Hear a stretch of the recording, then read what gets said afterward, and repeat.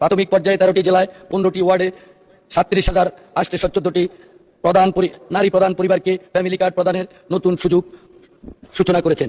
কৃষি সম্প্রসারণের অধিদপ্তরের মাধ্যমে 8টি বিভাগে 10টি জেলায় 11টি উপজেলায় 11টি ব্লকে পাইলট প্রকল্প প্রাথমিক পর্যায়ে চালু করা হচ্ছে।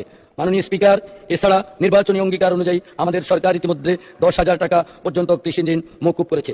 প্রাথমিক পর্যায়ে ঈদুল ফিতরের পূর্বে 3,295 জন ইমাম, 2,975 জন মুয়াজ্জিন, 2,604 জন খাদেম এবং হিন্দু মন্দিরের 114 জন পুরোহিত সহ 83 জন সেবায়িত, বৌদ্ধ বিহার প্যাগোডার 15 জন অধ্যক্ষ ও 16 জন উপাধ্যক্ষ সহ সর্বমোট 9,102 জন উপকারভোগী ব্যাংক অ্যাকাউন্টে সম্মানী প্রেরণ করা হয়েছে।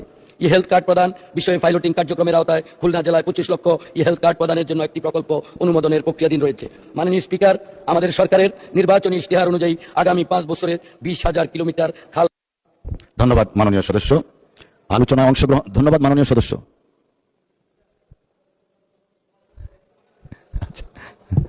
ঠিক আছে, আর 1 মিনিট দেওয়া হলো। আমি কোন কোটায় পড়ি আমি জানি না মাননীয় স্পিকার। 1 মিনিট।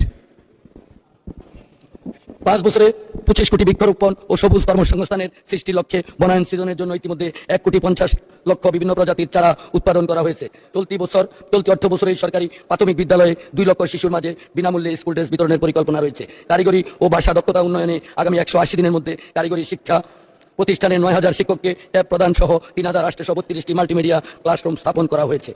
মাননীয় স্পিকার, আমি আমার নির্বাচনী এলাকার বিষয়ে একটি কথা বলবো। যিনি আমার রাজনৈতিক অভিভাবক, তিনি আমার সংসদের অভিভাবক,